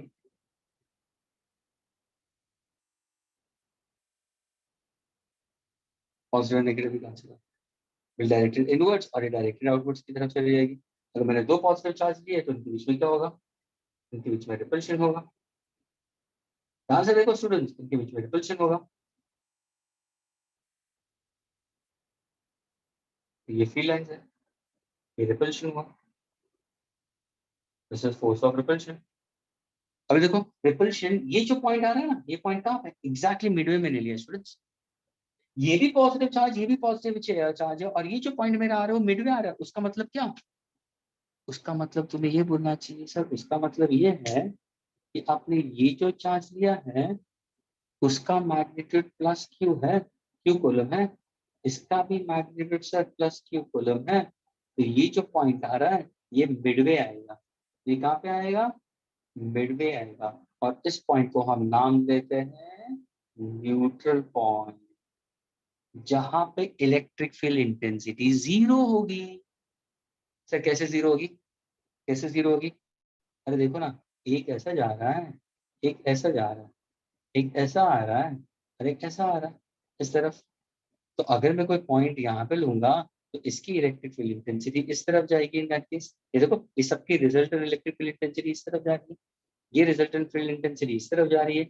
दोनों electric field vector are they in opposite direction, yes. क्या electric field intensity, electric field lines, electric field intensity, is it a vector, yes. When two vectors are in the opposite direction, what is the angle formed between them is 180। Is the magnitude of electric field intensity same? Yes, same. क्यों same? क्योंकि दोनों का charge same है। We can get a neutral point. Why not? Any neutral point is a point where students the resultant electric field at that point will be equal to 0. क्या ये clear हुआ students? Yes, sir. अगर suppose मैंने इसको लिया होता 2q और इसको लिया होता q, तो क्या होता, तो इसका स्ट्रेंथ ज्यादा होता, इसका स्ट्रेंथ कम होता, तो इसकी फील्ड लाइंस थोड़ी लंबी जाती, इसका रीजन ज्यादा स्ट्रॉन्ग होता, इसका रीजन थोड़ा सा कम स्ट्रॉन्ग होता। ये जो पॉइंट होगा तुम्हें किस तरफ मिलेगा, will be away from it, we consider. Am I getting it? Because the field is more stronger. This is comparatively, field is comparatively weaker. क्या ये क्लियर हुआ students? Yes. Now if I give you an asymmetrical shaped body, students मैं तुमने asymmetrical shaped body दिया और मैंने बोला कि चलो इसके ऊपर पॉजिटिव चार्ज इंड्यूस हो रहा है। स्टूडेंट्स ये asymmetrical body दिया है, ओके, और मैंने बोला कि इसके ऊपर पॉजिटिव चार्ज इंड्यूस करना है। मुझे बताओ चार्ज कैसे डिस्ट्रीब्यूट होगा। यूनिफॉर्म के लिए तो कोई प्रॉब्लम नहीं आएगा। यूनिफॉर्म के लिए बोलेंगे सर अगर आपने 10 चार्ज दिया है तो 10 तो 10 इक्विडिस्टेंस पे आ जाएंगे। 15 भी होंगे तो उसकी इक्विडिस्टेंस में डाल देंगे। एन नंबर ऑफ चार्ज होंगे तो कंटिन्यूस डिस्ट्रीब्यूशन होगा, क्यू आ जाएगा। लेकिन अगर मैं एसिमेट्रिकल दूंगा तो तुम कैसे करोगे? चार्ज कहाँ पे डिस्ट्रीब्यूटेड ज्यादा होगा? डिस्ट्रीब्यूशन ऑफ चार्ज कहाँ पे ज्यादा होगा? एनीबॉडी?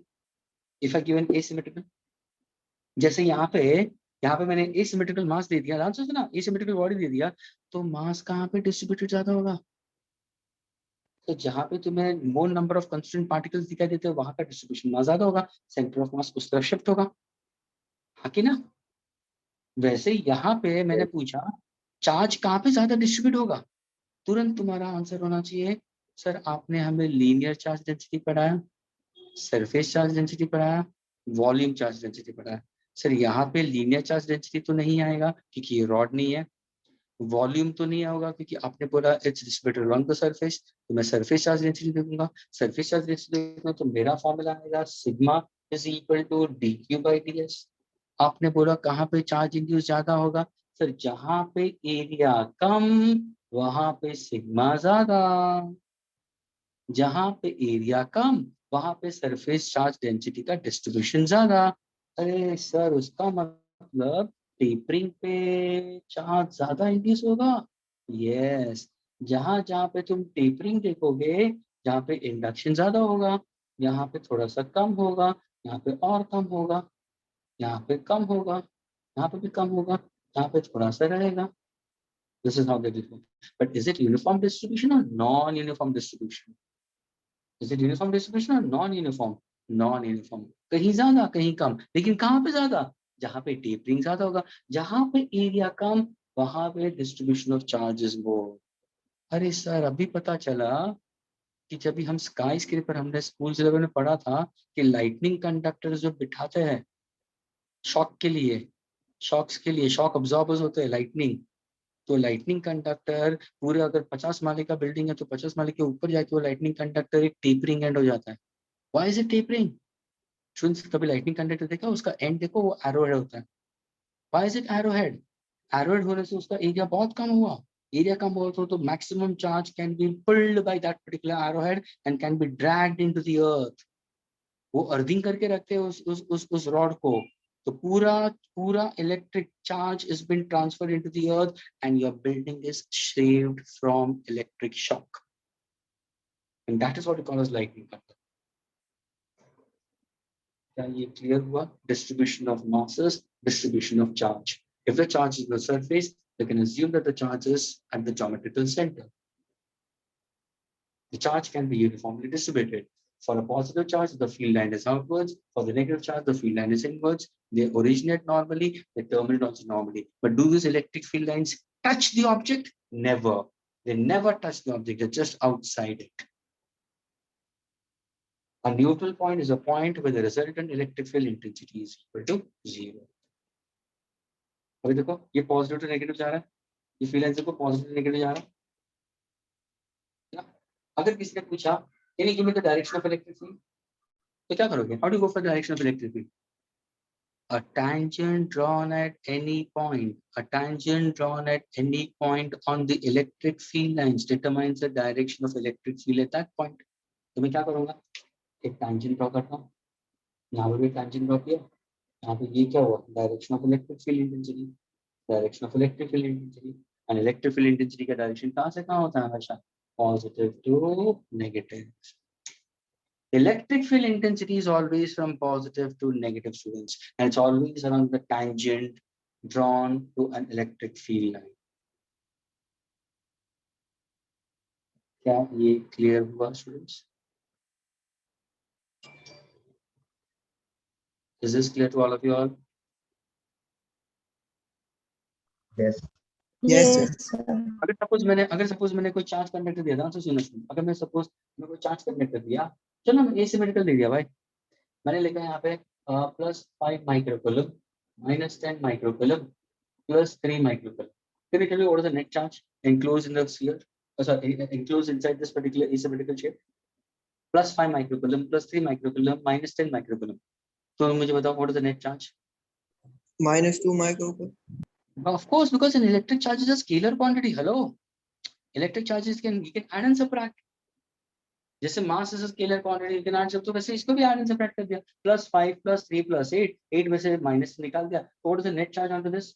अगर मैं इसी ऑब्जेक्ट को इसी को मैं वापस ड्रॉ करता हूँ तो ये टोटल चार्ज क्या होगा, -2 माइक्रोकूलम। तो मुझे बताओ स्टूडेंट्स, अगर ये -2 माइक्रोकूलम है तो will the field lines will go outwards or will be coming radially inwards? So inwards. Yes, यानी ये नेगेटिव चार्ज इंक्रीज हो गया। वैसे देखो मैंने -2 माइक्रोकूलम तक से charge is distributed on the surface, तो ये -2 माइक्रोकूलम का डिस्ट्रीब्यूशन सबसे ज्यादा कहाँ पे होगा, पॉइंटेड एंड्स पे होगा कि नहीं होगा, है ना, जहाँ पे पॉइंटेड होगा वहां पे होगा। लेकिन ये सब का आंसर मिला के क्या आंसर होगा, -2 माइक्रोकूलम। फील्ड किस तरफ होगी सर, अंदर की तरफ जाएगी, अंदर की तरफ जाएगी, अंदर की तरफ जाएगी, लाइक दैट। क्या समझ में आ रहा है what I am trying to say. Yes, sir.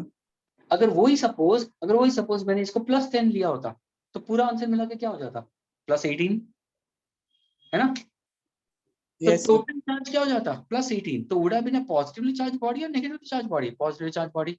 और वही 10 can distributed along the surface. कहाँ पे ज्यादा डिस्ट्रीब्यूशन होता, टेपरिंग एंड पे ज्यादा डिस्ट्रीब्यूशन होता। लेकिन ये जो फील्ड लेंथ होगी उसकी फील्ड लेंथ क्या होगी, पॉजिटिव चार्ज के लिए field is outwards,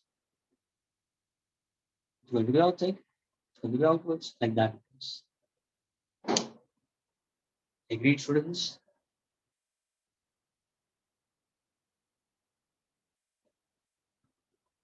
Can I erase this now?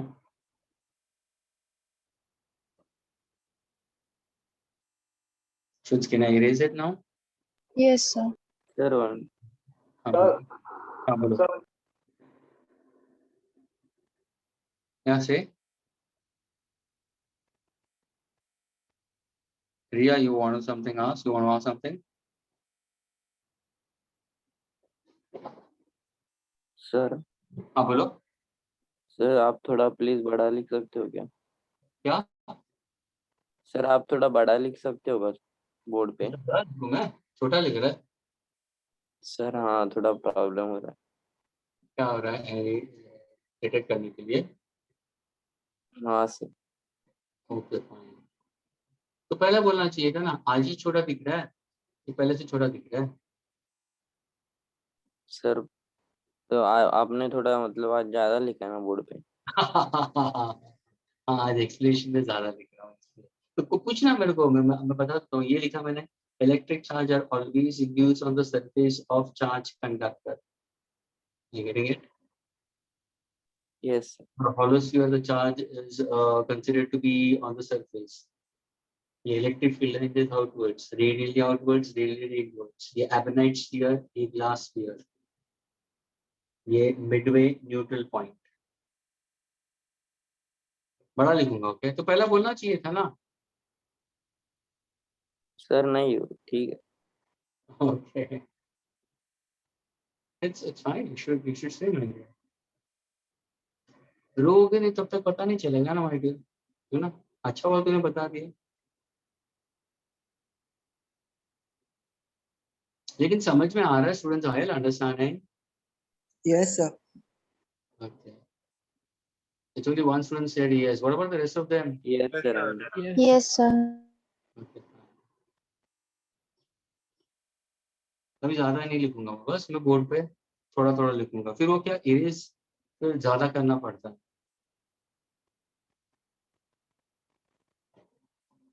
Sir हो गया। हो गया? सर हाँ बोलो। सर वो आपने लिखा are always individual on the surface of the charge conductor. The charge always reside on the surface. Okay Charges always reside on the surface of an electrically charged conductor. Charges हमेशा surface पे ही induce होते हैं। You can write on that. Sir मतलब जहाँ पे ज्यादा curve होगा वहाँ पे ज्यादा चार्ज होगा क्या? हाँ, अगर तुमने asymmetrical लिया है तो उसके हिसाब से होगा। टेपरिंग एंड्स पे ज्यादा होता है, टेपरिंग एंड्स पे ज्यादा, क्योंकि sigma is charge per unit area. जहाँ पे एरिया कम होगा वहां पे तुम्हारा सरफेस चार्ज डेंसिटी ज्यादा होता है। हाँ sir.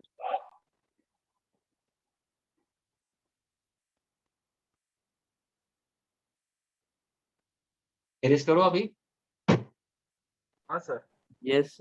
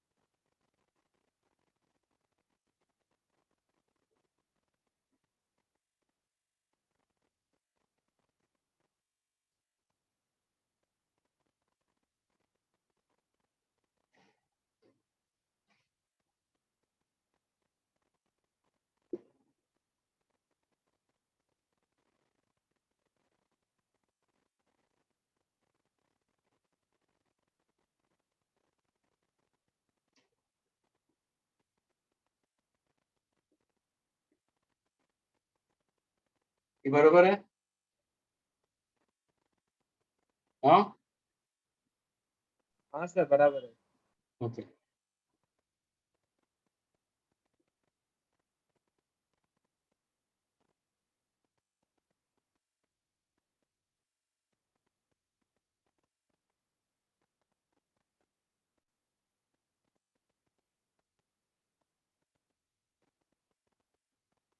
Students electric field non uniform को आप कैसे रिप्रेजेंट करोगे? यूनिफॉर्म इलेक्ट्रिक फील्ड को कैसे रिप्रेजेंट करोगे? यूनिफॉर्म एंड स्ट्रॉन्ग को कैसे रिप्रेजेंट करोगे? क्या कोई बता सकता है? इलेक्ट्रिक फील्ड एक तो फर्स्ट ऑफ ऑल हाइपोथेटिकल है, और इलेक्ट्रिक फील्ड को हम कैसे रिप्रेजेंट करते हैं? Electric field represented by electric field lines. Agreed? Electric field is represented by electric field lines. Yes sir. And a tangent drawn at any point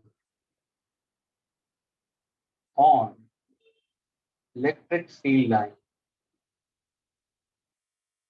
क्या करता है? Tangent और electric field line क्या करता है? Determines direction of electric field. है ना? अगर तुम्हें चाहिए डायरेक्शन, तो डायरेक्शन कहाँ से कहाँ होता है? तो note direction of electric field, ये क्या है? इलेक्ट्रिक फील्ड इंटेंसिटी या electric field strength is always from positive to negative. ये ध्यान में रखना स्टूडेंट्स। इलेक्ट्रिक फील्ड लाइंस का डायरेक्शन कहाँ से कहाँ होता है? From positive to negative. Students अब ये राइटिंग्स बराबर है कि नहीं है? ये छोटा है कि बड़ा है? हाँ सर बराबर है। अरे सर बराबर है। अच्छा, मुझे ये बताओ students, non uniform electric field कभी होती है? यूनिफॉर्म इलेक्ट्रिक फील्ड कभी होती है? यूनिफॉर्म एंड स्ट्रॉन्ग कभी होती है? तो तुरंत कोई स्टूडेंट्स होगा, वाइस बोलेगा सर नॉन यूनिफॉर्म तो आपने जो बोला था ना स्टूडेंट्स, कि अगर सपोज कोई एसिमेट्रिकल मैंने बॉडी दिया जहाँ पे चार्जेस डिस्ट्रीब्यूटेड होते हैं, है ना, ये नॉन यूनिफॉर्म फील्ड होगी। कहाँ पे भी जा रही है? Field is going non uniform, यानी field lines are going non uniform anyhow field lines we consider. What kind of field is this called? This is called non-uniform electric field. यहाँ पे इलेक्ट्रिक फील्ड लाइंस इंटरसेक्ट होते हैं, लेकिन never, electric field line should never intersect. तभी जाके students हम practical use में, हम जब भी कोई एप्लीकेशंस में जाते हैं या प्रैक्टिकल यूज में जाते हैं या पढ़ाई में जाते हैं स्टूडेंट्स, हम कभी भी नॉन यूनिफॉर्म इलेक्ट्रिक फील्ड को लेते नहीं है। हम हमेशा सिमेट्रिकल फील्ड लेते हैं, यूनिफॉर्म फील्ड लेते हैं। And very important point students, ये ध्यान में रखना students, electric field lines originate perpendicularly, terminate perpendicularly. They move from positive towards the negative. Very important is no two electric field lines intersect each other. कभी भी अगर किसी ने पूछा क्या इलेक्ट्रिक फील्ड लाइंस इंटरसेक्ट होती है, कभी नहीं होनी चाहिए। अगर सपोज, ध्यान से सुनना, अगर सपोज मैं कोई इलेक्ट्रिक फील्ड ऐसे दिखाता हूँ, एवरीबॉडी सी केयरफुली, ओके, और दूसरा इलेक्ट्रिक फील्ड मैं ऐसे दिखाता हूँ, और मैं बोलूँ कि suppose suppose suppose they intersect, ये इलेक्ट्रिक फील्ड लाइन 1 और ये electric field line 2, they intersect. Please student ध्यान से सुनना, अगर ये इंटरसेक्ट होते हैं स्टूडेंट्स, तो इनका इंटरसेक्शन क्या है बताओ मुझे? ये तो इलेक्ट्रिक फील्ड लाइन का इंटरसेक्शन है क्या? तो बोले सर इंटरसेक्शन एक पॉइंट है ना? हाँ स्टूडेंट्स, हाँ सर। डायरेक्शन कैसे निकालोगे? क्या बोला था मैंने? सर डायरेक्शन के लिए एक टेंजेंट ड्रॉ करो। सर दो टेंजेंट आएंगे तो हाँ दो यानी डायरेक्शन में। अब मुझे बताओ स्टूडेंट्स, अगर मैं बोलूँ टेंजेंट का डेफिनेशन क्या है? A tangent touches a circle eight 2 different points and one only one point. Does a tangent touch a circle at 2 different points or 1 point? So One 1 point. 1 point, तो ये arc है, electric field line का arc है, तो ये क्या हुआ, ये जो सर्कल का आर्क हुआ, तो एक ही टेंजेंट होना चाहिए ना। ये दिखाता है मुझे E1 और ये दिखाता है मुझे E2। अरे यार पॉइंट तो एक था इंटरसेक्शन, लेकिन मुझे दो फील्ड्स है, तो ये क्या हुआ, दिस इज एब्सर्ड, ये एब्सर्ड है, ऐसा कभी नहीं होता। तभी जाके हम बोलते इलेक्ट्रिक फील्ड लाइंस कभी इंटरसेक्ट नहीं करते, तभी जाके हम नॉन यूनिफॉर्म इलेक्ट्रिक फील्ड के ऊपर कॉन्सेप्ट नहीं करेंगे। हम कौन सा इलेक्ट्रिक फील्ड के ऊपर कॉन्सेप्ट करेंगे, यूनिफॉर्म। यूनिफॉर्म, अभी सिंपल एग्जांपल ध्यान से सुनना। सपोज अगर मैंने कोई एक प्लेट दिया, एवरीबॉडी लिसनिंग केयरफुली, ये एक मैंने प्लेट दिया और यहाँ पे मैंने एक दूसरा प्लेट रखा, दोनों यूनिफॉर्म प्लेट है, सरफेस एरिया, यहाँ पे मैंने पॉजिटिव चार्ज इंड्यूस किया। ध्यान से सुनो, यहाँ पे मैंने पॉजिटिव चार्ज इंड्यूस किया, उसके अंदर की तरफ यहाँ पे मैंने नेगेटिव चार्ज इंड्यूस किया। तो देखो जितने पॉजिटिव हैं, देखना से ये सारी इलेक्ट्रिक फील्ड लाइंस जा रही है positive to negative, positive to negative, positive to negative, positive negative, सारी इलेक्ट्रिक फील्ड लाइंस कैसे जा रही है, पॉजिटिव टू नेगेटिव। ये सारे इलेक्ट्रिक फील्ड लाइंस कैसे है, ये सारे पैरेलल है, ये सारे पैरेलल है। इसको हम क्या बोलेंगे, यूनिफॉर्म इलेक्ट्रिक फील्ड। स्टूडेंट देखो सारे पैरेलल है, यानी जो फील्ड लाइंस तुम्हें ऐसे पैरेलल दिखाई देंगे तो वो कौन सी फील्ड है, ये सारे फील्ड क्या है, ये electric field line is uniform. क्या ये क्लियर हुआ? Yes, sir. यूनिफॉर्म और स्ट्रॉन्ग का मतलब क्या है, सर इसी फील्ड लाइंस का क्लोजनेस बढ़ा दो ना, इसी फील्ड लाइन का क्लोजनेस बना दो। अभी सपोज यही शीट को मैं कॉन्केव बना देता हूँ, यही शीट को मैं कॉन्केव बना देता हूँ और इसी को मैंने कॉन्केव बना दिया। ध्यान से देखना स्टूडेंट्स, इस तरफ मैंने पॉजिटिव चार्ज इंड्यूस किया, इस तरफ मैंने नेगेटिव चार्ज इंड्यूस किया। मुझे बताओ स्टूडेंट्स, पॉजिटिव चार्ज कैसे ओरिजिनेट होता है, परपेंडिकुलरली, है ना। तो परपेंडिकुलर कैसे जाएगा, टर्मिनेट परपेंडिकुलर होगा। ये देखो क्या फील्ड लाइंस नजदीक आ रहे हैं स्टूडेंट्स, नजदीक आ रहे कि नहीं आ रहा है। ये देखो फील्ड लाइंस का क्राउडनेस बढ़ रहा है कि नहीं बढ़ रहा है। इसको हम बोलेंगे uniform and strong field lines. यानी अगर ये फील्ड लाइंस नजदीक आना शुरू हो गए तो such field is called uniform and strong, such field is called uniform and strong. क्या ये क्लियर हुआ students? Yes, sir. So a student should know electric field is simply hypothetically consider electric field का अगर definition किसी ने पूछा तो तुम्हारा आंसर क्या होना चाहिए, ध्यान से सुनना। इलेक्ट्रिक फील्ड का मतलब क्या हुआ स्टूडेंट, ध्यान से सुनना। A unit positive charge, a unit positive charge, a unit positive charge has a certain region around it, has a certain region around it। ध्यान से सुनना स्टूडेंट्स, इलेक्ट्रिक फील्ड का डेफिनेशन बोल रहा हूँ। A unit positive charge has a certain region around it. If any other test charge, if any other test charge comes into its field, comes into its vicinity, either it will undergo a force of repulsion or it will undergo a force of attraction। अगर वो repel करेगा, अगर वो repel करेगा तो इसके ऊपर कौन सा टेस्ट का चार्ज होगा, टेस्ट चार्ज का मतलब मुझे इसका नेचर नहीं पता, लेकिन अगर वो रिपेल हो गया भाई इसका तो मुझे पता था, लेकिन अगर वो रिपेल हुआ तो ये चार्ज पॉजिटिव होगा, अगर वही चार्ज अट्रैक्ट हुआ ये कौन सा चार्ज नेगेटिव हुआ। इसलिए मैंने Q0 लिखा, लेकिन उसको नाम क्या दिया था मैंने, टेस्ट चार्ज। टेस्ट चार्ज का मतलब मुझे इसका नेचर मालूम ही नहीं था, लेकिन जैसे उसको मैंने उस रीजन में लेके आया हुआ क्या, it will undergo either an electrostatic force of repulsion or electrostatic force of attraction।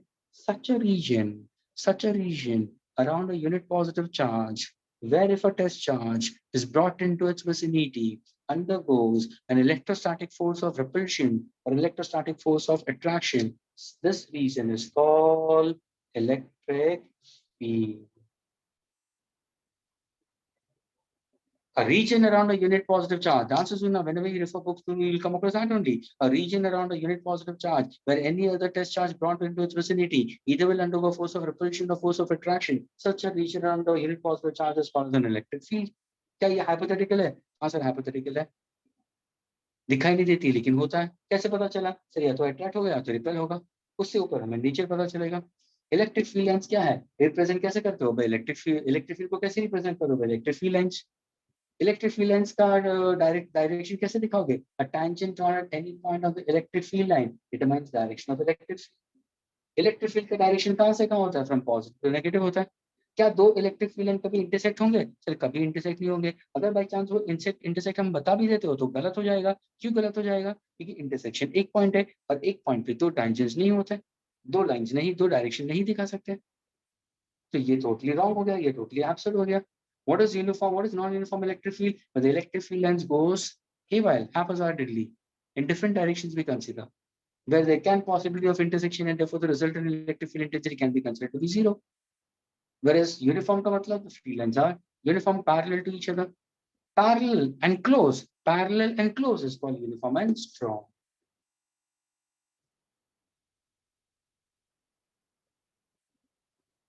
Yes, please.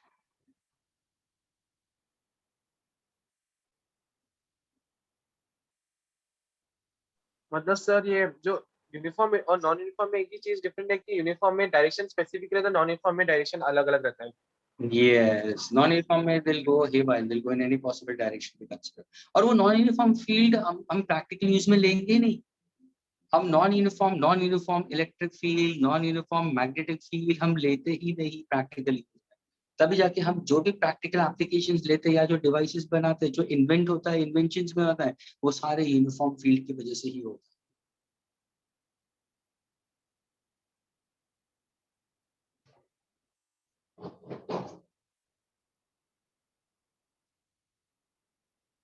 Sir हाँ बोलो। sir, could you just explain that part where you have considered, like, let's say that when the electric field lines are intersecting? Suppose if I say two field lines are intersecting, अगर दो field lines को मैं अगर बोलूं कि they are intersecting, तो intersection होगा क्या? It will be a point, हाँ कि ना? Yes sir, point में होगा। ओके, और डायरेक्शन कौन दिखाता है? तो तुम बोलोगे सर एक टेंजेंट ड्रॉ करोगे वो डायरेक्शन दिखाएगा, है ना? हाँ सर। तो अगर सपोज मैंने ये वाला फील्ड लाइन लिया है, तो उसका टेंजेंट किस तरफ जाएगा? सर ये जाएगा उसका टेंजेंट। तो Yes तुम sir। बोलोगे तो सर तुम बोलोगे फील्ड तो इस तरफ जानी चाहिए, इलेक्ट्रिक फील्ड लाइंस का इस तरफ होगा। लेकिन अगर दूसरा फील्ड उसको इंटरसेक्ट कर रहा है तो उसका डायरेक्शन तो इस तरफ जाएगा। तो क्या at a single point can one can show two different electric fields? नहीं हो सकता सर। तो तब जाके वो एब्सर्ड है, ये पॉसिबिलिटी अच्छा। होती नहीं है। और ये पॉसिबिलिटी कहाँ पे होगी? जहाँ पे नॉन यूनिफॉर्म फील्ड होती है। इसलिए वहां पे, इसलिए तो पहले वहां पे इफेक्ट ज्यादा नहीं होता है, स्ट्रेंथ ज्यादा नहीं होती, स्ट्रेंथ को वीक बना देती है वो, और उसका प्रैक्टिकल एप्लीकेशन पे यूज नहीं होता है।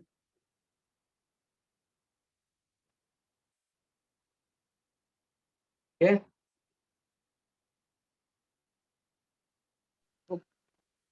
Got it sir।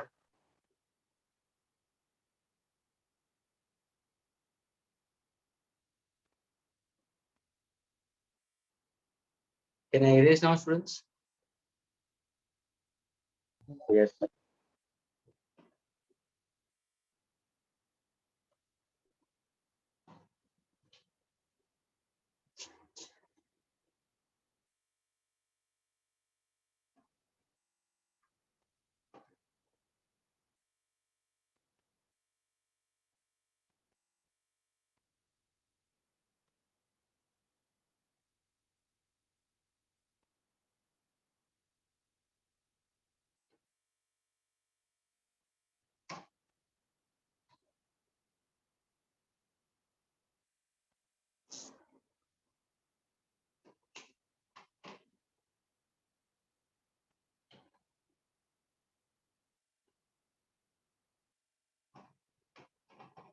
Done sir।